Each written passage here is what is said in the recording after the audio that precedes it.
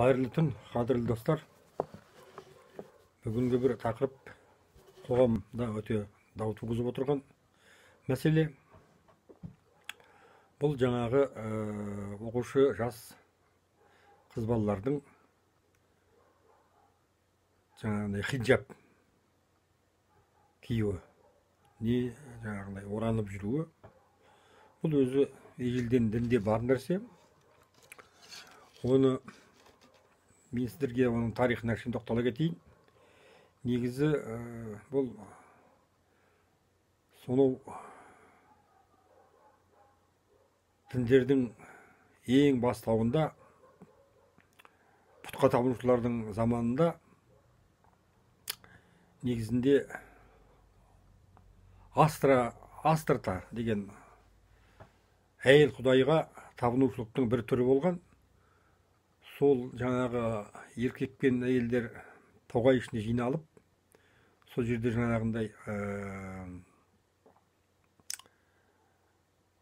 енді заманауи тілмен айтқанда секс ұйымдастырып, соны сол өздерінің махаббаттарын сонымен жаңағы Астарта деген құдайға құлшылықтарының бір түрі болған.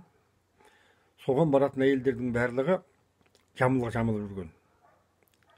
Ол жаңағы Бытие деген Библияның несінде де анық жазылады. Және де бұл сол ескі ежелгі еврейлер заманында негізінде бетін бүркеп жаңағыдай тасаланып, оның ішінде қара жамылып, қараңғы түнде ешкімге көрінбес үшін бұрыш-бұрыштарда жабылып тұрып, жалғыз бас еркек келе жатса ашылып көрініп, қайтадан жауып жаңағындай істейтін әрекет бұл жаңағы жезөкшелердің киімі болған. Енді әрине азғындық көп, енді ол негізі өзі Құранда жазылады. Әйелдеріне айт дейді, жамылғысын салсын дейді. Жүректерінде дерті барлар дәмеленіп қалмасын. Және де жаңағындай сендерді мазақтамаулар үшін де ол өте сондай керек деген Құранда жазылған. Ол жаңағындай Библияда жазылған. Некесі бар әйелдер басына орамал жамылғысын салып жүрсін, әуреттерін жауып жүрсін. Өйткені бөгде еркектер оған дәмеленбесін деген сондай қағидамен шыққан нәрсе. Негізінде оның ішінде жаңағындай асыра сілтеушілік болады әрине. Дінді алғашқы ұстанғанда таза болады, кейіндеп шетінен түгел әулие бір-бір сөзден қосып, бір-бір әрекеттен қосып, бірінен бірі біз жаңа Құдайға өзіміздің немізді осылай жақындығымызды көрсетеміз деп, жаңағындай ол жүректің тазалығымен талас емес, жаңағындай форма, шеткі сыртқы бейнелеріменен, елге көрсеткен әрекеттеріменен жаңағы әулиесімақ болуға тырысқан адамдар көбінекей сондай жаңағындай дінге көптеген жаңағындай ауыртпалықтар кіргізген.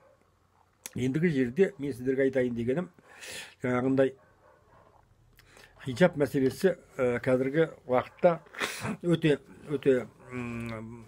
қызу талқыланып жатқан себебі бар. Өйткені жасыратыным жоқ, жастарымыз азғындап кетті, жалаңаш, кіндігін көрсеткен, төсі ашық, жалаңаш, бұтына шейін жалаңаш қыздар көп әрине. Мәселе ол туралы мен айтып тұрғам жоқ. Мәселе хиджаб туралы. Мектепке оқуға баратын балалардың хиджабы туралы. Ендігі жерде былай істейік. Құранда жаңа айттым ғой, жүректерінде дерттер барлар. Жаңағындай қандай да болсын, әйелге негізі қарайтын да, қызға көз салатын да дерті барлар. Сол үшін 10 жасар оқушы бала, 2-3 класс оқитын балаға осы жерде тыңдап отырған қайсың айтасың?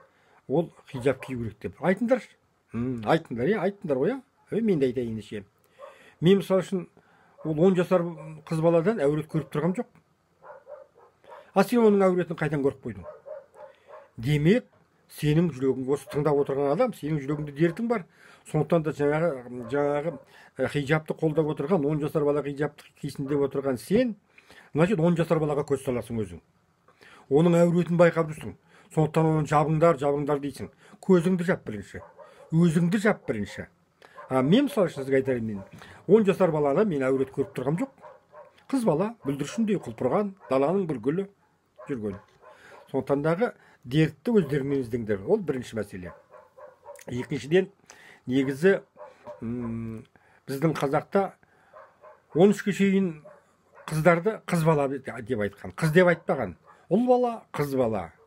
Ал қыз деп, оның кейін бой жеткен қыз деп, ол уже 15-тен асқаннан кейін қыз 15-ке келгенде алысқа көз салады деген бір не бар енді қазақтың, қазір есімнен шығып кетіп отыр.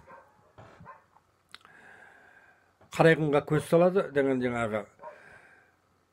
Енді айтқанда 13-те отау иесі дейді. Негізінде қыз баланың әуреті де, қыз баланың жаңағындай өзінің шағы да жаңағындай төсінің білінуіменен, етек кірінің келуіменен сол кезде ол әйел болуға дайын болады. Бірақ ол кезде де оған жамылғы жағып керек жоқ. Ол гүл секілді. Жас қыздар 15 пен 18-дің арасында гүл секілді. 3-4 жыл ғана олар жаңағыдай құлпырып тұрады дағы, онан кейін жаз өткеннен кейін өздерінің жазы солып қалады. Сондықтан дағы сол момент ол түгел бет аузын қымтап жүретін болса, оны қандай жігіт көреді, оны қандай ол пәк. Онда күнә жоқ. Сіз түсініңіздер. Күнәнің барлығы жаңағы байы болып тұрып, басы бос емес әйелдер ойнашып жүрген. Міне солар жамылғы айтады. Негізінде жаңағындай некеде бар әйелдер жабылу керек. Ал енді жаңағындай қыз бала 10 жас, 11 жас, 12 жаста қыз балаларға ондай заң жоқ. Ендігі жерде біздің қазақтан үйленіңдер бәрін. Жаңағындай үкілі тақия киіп, онан кейін 15 жасында үкілі бөрік киген қазақтың қыздары.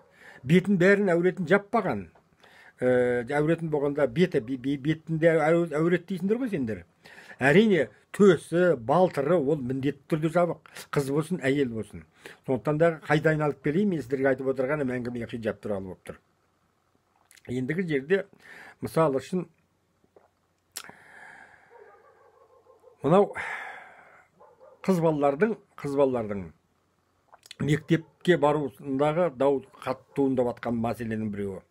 Әрине, мектепке барған балаларда светский школа деген бүгін Европада болған, мысал үшін бірдей форма кию. Ол жерде жаңағы етегі кем болмауы, төс тұрының жабылып тұруы, оның барлығы ол өте пайдалы нәрсе. Ондай балалар билікпен жаңағы білімге құштар болып, білімде жарысы, білімге таласу керек. Қазіргі оқушы балалар модаға таласады. Үстіндегі байдың баласының кигенмен кедейдің баласы киген екеуінің арасы жер мен көктей болғаннан кейін бірінен бірі қызғанады. Ол жерде есіл дерттер сабақ емес, жаңағындай киген киім жаңағы тағылған әшекей болып тұр. Қайдағы білім олар алады. Сондықтан дағы мысалы үшін бірыңғай форма кию ол өте керемет нәрсе болады. Бірақ та жаңағындай оранып, тұмшалану емес. Негізі жаңағындай қайталап айтамын, Құранда сендер шатастырмаңдар, тек жамылғы деген болды. Енді ол жаңағы арабтың хиджабы жаңағы блудницалардан, еврейдің Иерусалимнің көшелерінің бұрышында тығылып жүрген блудницалардың киімдерін, онан кейін жаңағындай пұтқа табынған арабтардың киімдерін шығып отырған арғы төркіні.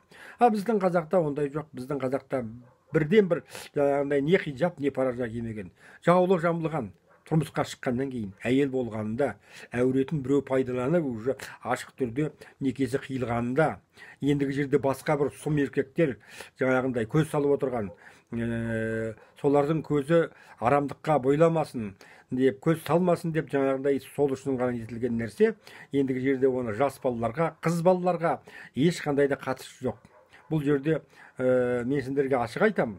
Ешқандай да жаңағындай хиджаб, неметін бір жаңағындай жамылғы, орамал, ештеңенің керегі жоқ. Шолпысын шылдырлатып, ол көктемнің бір 3-4 айындағы гүл секілді құлпырып қыз бала жүру керек. Өзінің уақыты, өзінің заманында жаңағындай. Ол құлпырып жүрген, ол әрі жаңағындай еркек көрмеген қызға қалай сендер жаңағы жамылып жүр, саған біреу жаңағындай қарақ бойдан етік бойды деп атсыңдар.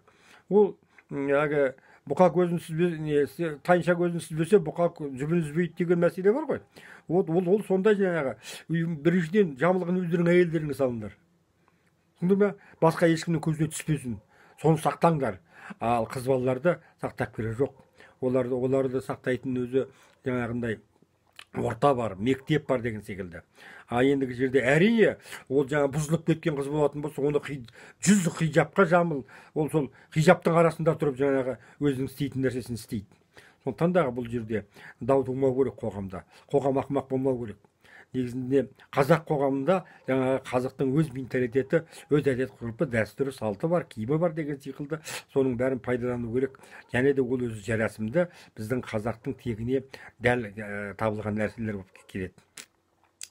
Міне жамағат, мен сіздерге айтайын дегенім осы.